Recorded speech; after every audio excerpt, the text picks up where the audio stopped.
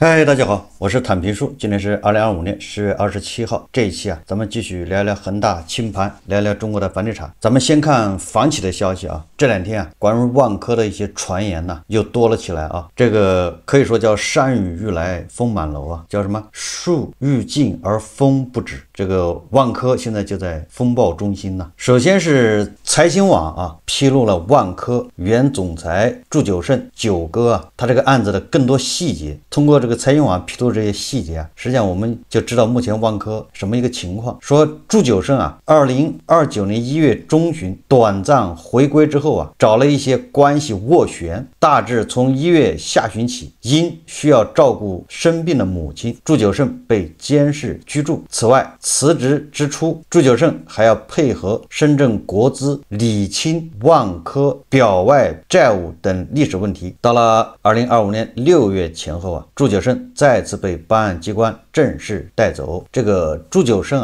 2025年1月不是辞职吗？从万科辞职了，然后当时就传言是吧？祝久胜配合公安机关调查。但是后来祝久胜自己发了一个朋友圈来表示他还是自由的就回应相关传闻。在蛇年春节假期这个之前深圳国资介入，万科高管团队动了大手术。2025年1月27号，万科宣布郁亮因工作调整辞去董事会主席职务，留任公司董事。祝久胜因身体原因辞除在万科的所有职务。2015年12月31日，祝久胜一度从万科辞职，彼时保万之争正在激烈交锋。也就是10年前祝久胜就准备辞职了。正是姚振华不是作为野蛮人要入主这个万科嘛，他在二级市场买万科的股票，要把自己买成大股东。但是祝久胜却是万科的叫金鹏与德银两大资管计划的操盘手，也就是万科的两个动脉都在他手上输血的说这两大资管计划是万科管理层在股权大战中的底牌。财新文章引述数名金融机构及熟悉万科的人士看法称，万科关联公司借助彭金所发行产品，资金又投入了万科旗下地产项目，此举涉嫌变相自融。彭金所及相关负责人在开展业务的过程中可能涉嫌非法集资，这叫自融也就是像恒大理财他那钱最后用到恒大自己的这个地产项目，这叫自融，在过去是不行的自融是违法的。万科上市公司体系外另一个重要投融资平台博山资管，从2015年4季度起，尤其是保万之中后期投资了多家合伙企业，目前仅有6家处于程序期。值得关注的是说博山资管只在这些合伙企业中持有较少份额，尤其引入的合伙出资人叫招商基金、东方资产、平安基金、长城证券、光大信托等大型金融机构则占据较大份额。什么意思呢？你看这些都是国有的金融机构。2024年底，就是去年年底市场传出博山资管巨额亏损数百亿元。据财新了解说，当时博山资管有管理人员出走境外，至今仍然失联，也就是润了颠儿了，剃头跑路了。说也差不多在2024年底，万科集团部分高管和一线公司负责人、关键岗位人员以及部分已经离职的管理层发现自己不能再随意出境，所以市场上不是传言万科的前董事长王石已经不能随意出境了吗？就是被边控。不是他每年都要参加了一个什么气候大会吧，他就已经出不去了，然后他自己还发了个朋友圈，他自己也不知道，反正就是出不去，大概这意思也没人通知他，他就是你走不了了。看样子财新网报道的不是空穴来风你说部分已离职的管理层那是谁小卡拉米，你走就走呗。博山资管此前的执行董事兼总经理是来自万科战投部的何卓，战投部由企划部在2006年调整而来，是万科总部最为核心的部门之一，也是郁亮主导万科时期的权力中枢。但是这2015年以前呢都是对吧原董事长所以说这个事情没那么简单。我在以前就说了，这个祝久胜被抓那最睡不着的那肯定是万科前面几个董事长都睡不着。什么叫煎熬？这就叫煎熬，也不知道靴子什么时候掉下来，达摩克里斯之剑呢悬在脑袋上，随时会斩下，什么时候斩不知道，这叫煎熬。财新文章报道称啊，在祝久胜首次被带走的同个时间段，大致从2025年初开始，何卓也一直处办案机关控制之中，笼中之鸟啊，瓮中捉鳖啊，这是跑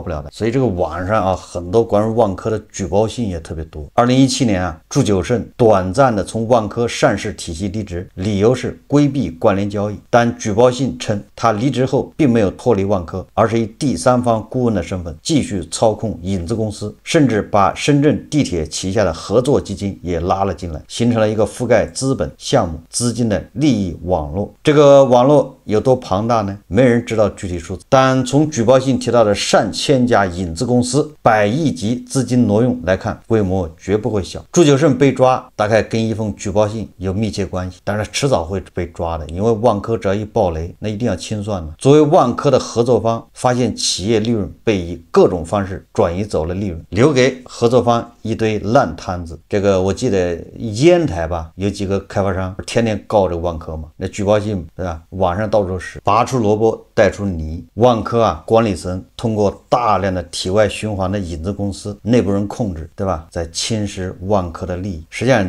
如果想不明白的话，你看看娃哈哈就明白了。国资是大股东，你后面对吧？这个不写首付在外面搞了什么宏盛系，还是这个系那个系，说白了就是掏空啊娃哈哈的这个资产，转移利润。如果说啊，这个娃哈哈是由于当初改革开放是吧？刚开始很多制度啊不完善，摸着石头过河，还情有可原啊，对吧？这个咱们不能拿现在的眼光看30年前的事情。但是你这万科就不对了，对吧？2015年你还玩这一套啊？2015年姚振华也死乞白赖拿钱要入主这个万科，当万科的老大。哎，那万科的管理层为什么凭什么不让人家？人家在二级市场买股票，买成你们老大，太不容易。所以这个事情恐怕以后还要再倒过来看一看。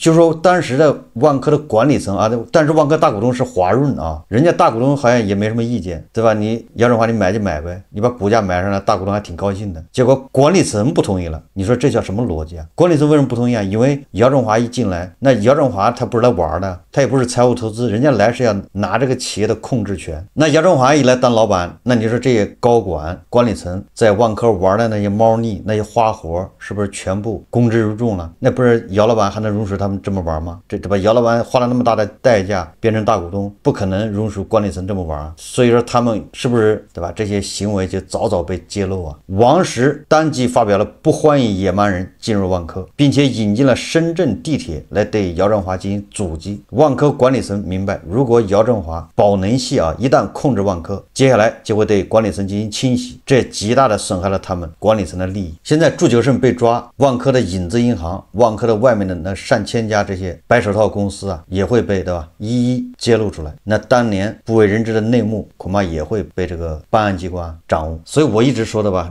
这谁睡不着啊？不做亏心事，不怕鬼敲门。现在网上传言啊，但是又是传言啊，这玩意一听一听就完了。万科要求全员退薪，高管追责退薪，我觉得这个很合理啊。你现在搞出这么一个大窟窿，你以前发的那些高薪对吧？那些业绩，所谓的业绩，难道不应该退吗？那些高管年薪都是几千万的，对吧？你不能出了事搞了个窟窿就大头的兜底啊，填窟窿啊。所以我一直反对那些盲目的啊，提倡什么分红。你看看他分红分的多快活啊！你比如那个恒大的许老板，年年分红几百亿，分到自己手上，大头的在自己手上。我记得许老板通过分红啊，恒大就给许老板个人，就是他控制的公司啊，分红应该是700亿还是多少亿啊？问题是那分红分走了，让他现在一个大窟窿2万亿窟窿在这儿放着的，怎么弄？实际上万科也差不多啊。所以我觉得趁早啊，要追这些管理层的这个责任。什么责任呢？也就是你那些高薪对吧？那些什么尤其是绩效奖金，要放在对吧？现在他搞了这么一个大窟窿的这个背景下，去重新审视一下。所以现在网上传言的吧，万科要退薪，恐怕不完全是空穴来风啊。所以当初这个深圳地铁到底是谁把它引进来的？很有可能还是祝久胜呢。深圳国资还给深圳地铁发了奖状啊，发了奖金100万。我在想啊，这恐怕到时候还要秋后算账啊。或者说吧，你国资入主万科情有可原，对吧？因为在当时的环境下，万科还是个好公司啊，优质质公司，但是呢房地产也不错，对吧？你这个决策啊，勉强说没问题吧？那你后面不管，你作为大股东放手由管理层去在那折腾，这个一定是要问责的。娃哈哈是历史原因导致的，情有可原，但是你这个万科可不是啊，对吧？而且万科还是个上市公司啊，大股东居然放弃自己的职责，任由管理层在那胡作非为。无论如何啊，这个责任是免不了的，还要查一查有没有利益输送啊。我们再看看这个楼市情况啊，10月27日至30日，上海奉贤富力万达广场因司法裁定在阿里资产平台拍卖，这个起拍价12.23亿元，评估价17.47亿元，就是打7折嘛，评估价17个亿，对吧？起拍价12个亿，打7折卖。项目拿地8年，停工4年，原计划2021年底开业，后因富力资金链断裂停工。截至发稿，围观4844次，无人报名。此外，廊坊富力万达、嘉华酒店、宁德万达广场部分不动产将于11月3日变卖，此前均2次流拍。这个说明啥呢？这个万达虽然叫万达啊，实际上它是当年打包卖给这个富力的，富力现在玩不下去了，富力已经爆雷了，所以他的这些资产啊被法院拍卖。结果你看看啊，不要怪王老板手上好几百个万达广场卖不动卖不掉，你看他这个富力手上的这个万达资产拍卖的卖不掉啊。上海的这个奉贤富力万达广场打7折，无人问津啊！你看这个廊坊的万达，还有这个宁德万达，第一次拍没拍掉，2次流拍了啊，这是第3次，你还得降价，这说明啥呢？啊，不是说富力不行啊，富力反正已经爆雷了，我说的是这个万达广场，你就这么拍都拍不掉，所以你也不能赖王老板卖不掉，你知道吧？你说他卖那个广场多累啊，天天没人出钱呢，没人买啊，这就是当前啊这个楼市的情况。这商业地产这更难，对吧？现在大量的商铺都租不掉啊，都是空的，你谁买那玩意？买那玩意完了，你还有维护的吧？还有这个水电、空调、电梯、保洁、安全，每年要往里扔多少钱？但是你还租不了，你说这资产谁会买？这个刚才商业地产是吧？通过这个富力万达的拍卖，大家就知道了，还通过万达王老板自己卖，实际上知道这个商业地产有多惨，绝对比咱们这个住宅啊还要惨。跟商业地产一样惨的还有办公楼，因为商业地产里面一般也有办公楼啊，那万达广场里面就有办公楼，办公楼一样的惨啊。最新数据显示啊，我看好像应该是彭博社吧，还是谁发了一个报表，说中国办公室惊现鬼城，1线城市空置率飙升至历史峰值，写字楼集体沦为空置的牢笼。最新数据显示啊，北京、上海等1线城市办公室空置率突破30%大关，深圳、前海等新兴商务区空置率甚至超过40%。武汉不是40几啊，43还是48啊，反正就是一半是空着的。武汉更严重啊，曾经寸土寸金的 CBD， 如今灯火零星，整层整栋的闲置空间成为新常态。这波空置潮背后是互联网巨头的收缩、外资企业撤离和创业公司锐减3重冲击。更严峻的是，未来3年全国还有超5000万平方米新增供应入市，供需失衡进一步加剧，业主们被迫降价40%，任难逆租客。写字楼市场正在经历最残酷的洗牌期。北京、上海空置率突破30%什么概念？这个写字楼空置率啊，我还有一点发言权，就是这个租房子最火的时候啊，那个尤其是5A级那个什么写字楼啊，它里面以前最多的是什么公司你知道吧？最豪华的写字楼里面不是互联网公司啊，也不是创业公司，实际上最豪华的写字楼里面都是外企驻京代表处或者驻中国的代表处总部啊，还有一些很多贸易公司。最豪华的写字楼里面一般都是这种公司比较多，对吧？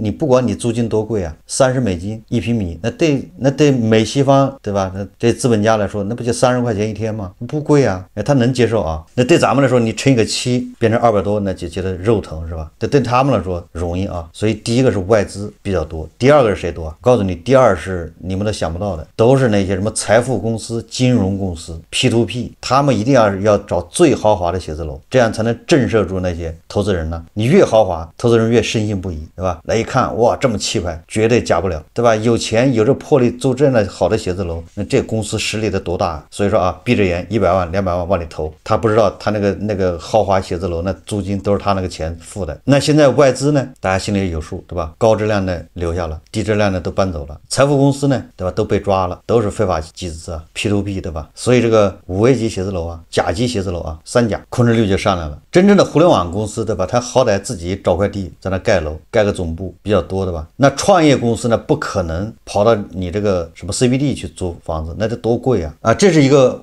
就是说为什么写字楼空置率啊一下就上来了？越豪华的写字楼空置率越高，这是主要原因啊，就是低质量的外资都跑了。那写字楼的空置率实际上又影响咱们就业，对吧？说明咱们岗位少了，岗位少了，你就业一少，你这房价对吧就得下行啊，扛不住啊！不要说房价了，就连租金都要下调，对吧？也就是这个住宅楼的租金啊，因为你就业难了嘛，很多人找不到工作，降薪裁员，所以这个一线城市对吧，租金下降。这个根据中指研究院最新数据啊，2025年第3季度，全国50个重点城市住宅租赁市场表现平淡，平均租金累计下跌0.61%。从月度走势看，租金环比跌幅呈现逐步扩大态势。7月份在毕业季租赁需求的短暂支撑下，租金环比跌幅显著收窄至0.07%。然而进入8月后，随着毕业季效应减退，租赁需求放缓，租金跌幅开始扩大。至9月，受部分核心城市学龄家庭租住高峰期结束等因素影响，租金跌幅进一步加剧。单月50城住宅平均租金为34.74元每平米每月，环比下跌0.93%，同比跌幅达3.76%。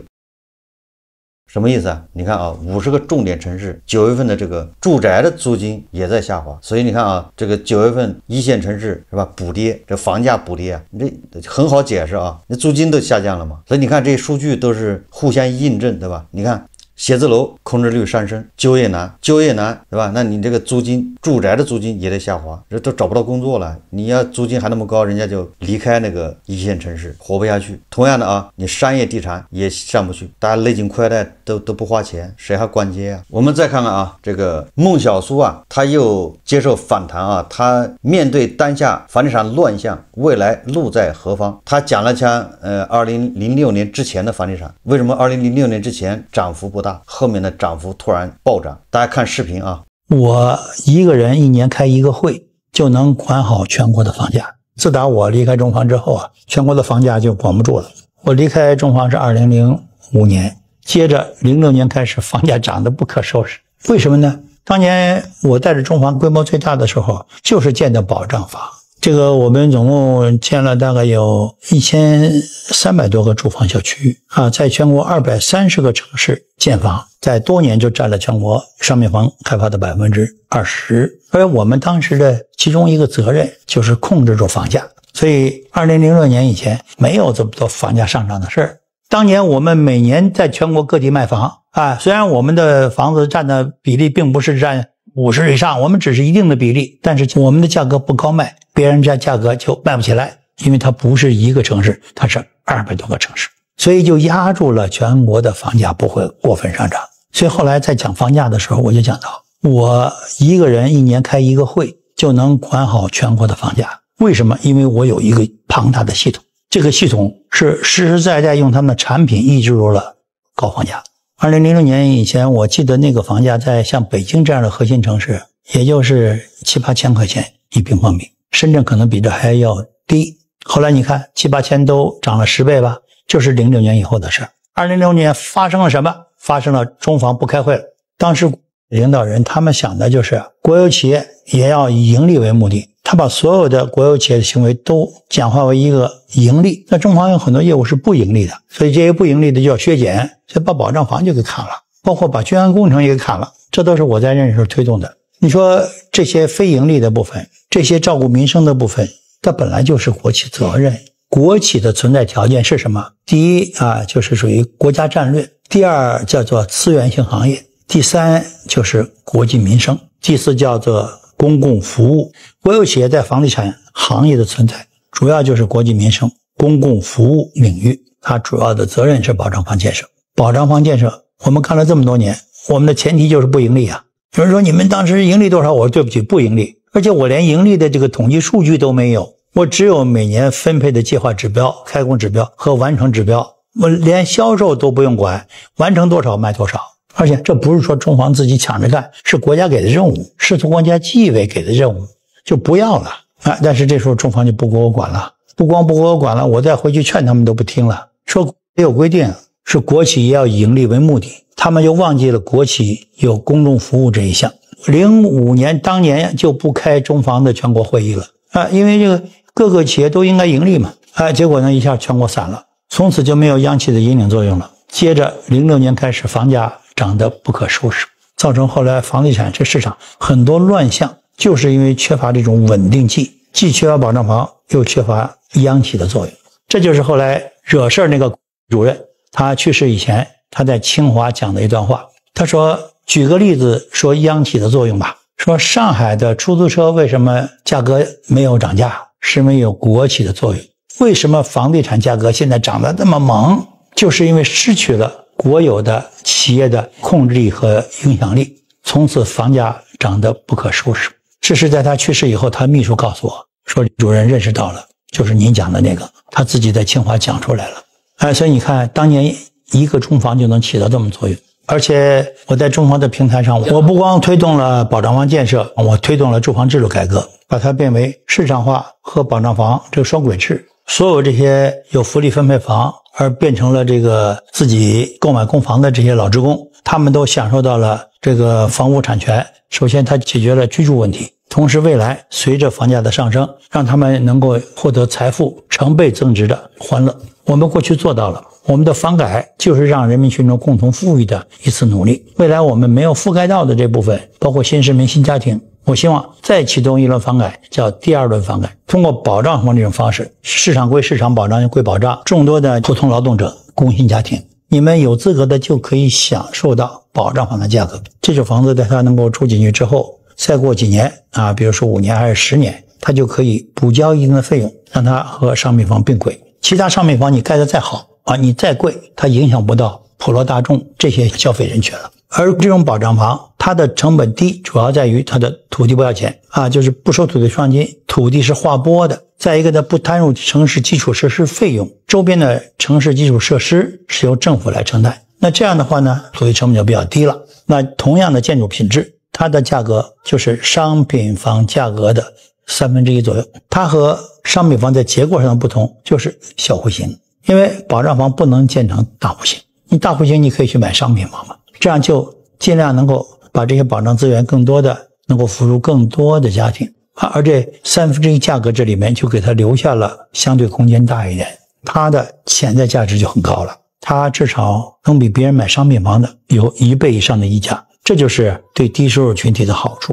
所以我一直在提倡保障房的规划和建设。这个孟小松这个说法呀，一股浓浓的计划经济味道。他这个说法貌似成立实际上实践证明这根本就不成立。什么保障房？实际上他那个之后，你看以北京为例我印象中有什么经济适用房，后来有什么这种房那种房，我想大家都心里有数，对吧？没少见。结果是什么？经济适用房里面住的都是有钱人，都是权贵，开的是法拉利。真正说没钱的人，你也住不上经济适用房。就是孟小松他这个观点他解决不了一个什么问题呢？对吧？你这么大的这个落差就是相当于这个土地不要钱，然后这个其他的这个城市建设你不用摊，你这房子很便宜，是商品房的1/3。那问题就来了，这么巨大的落差，这么巨大的这个价差，你以为真的是穷人、底层人、收入低的人能住得上吗？排队你排不上，就像过去分房一样，甚至还没有过去分房那么公平。过去的分房好歹对吧？这个双职工加分各种排，你现在这个经适房、廉租房各种房，反正滋生了腐败。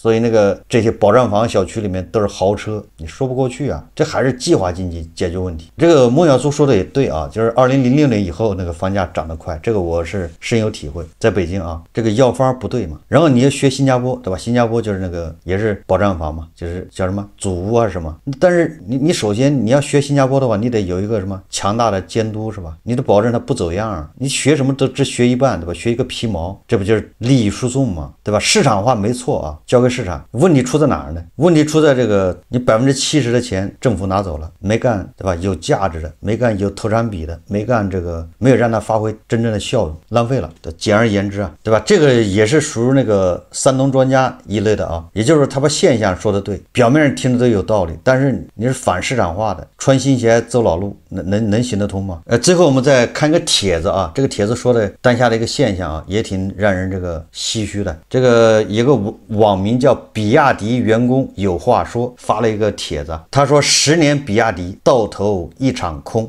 他这个帖子不是投诉比亚迪啊，别搞错了。大家都知道，我是一位在比亚迪工作了10年的老员工了。这10年间，我在比亚迪公司上班勤勤恳恳，严格要求自己，遵守公司纪律，就是为了能在这里有一个好的发展和未来。他说，然而令人不幸的是，2019年我在深圳市坪山区购置了一套房产，当时的单价是2万1一平。然而过去了6年，坪山区的房价已经跌去了一半，我的房子瞬间贬值了80万，还那么便宜吗？跌掉一半，那不就是变成1万多了吗？深圳坪山的房子1万多吗？不太清楚啊。他说我在比亚迪工作了10年，前些年公司效益好，存了点钱，全部支付房子首付了。现在房子不仅不涨，还在阴跌，想出手都难，真的欲哭无泪。他说现在每个月我都等于在给银行打工，每个月的工资全是利息，老天太不公平了。所以现在网上动不动就有那种对吧说法，越努力越倒霉。这个博主啊，确实在比亚迪勤勤恳恳拧螺丝赚钱，工资恐怕也不会太高，攒钱买了一套房，然后再供贷款还按揭，结果现在那房子喋喋不休啊，80万没了。你说他的房子现在恐怕这个残值啊，不知道能不能覆盖他那个银行贷款，对吧？他在比亚迪辛辛苦苦干了10年，攒下的钱全部被吞噬没了，完了说不定还欠着银行钱，资产是负的。虽然啊，这个自从恒大暴雷以来啊，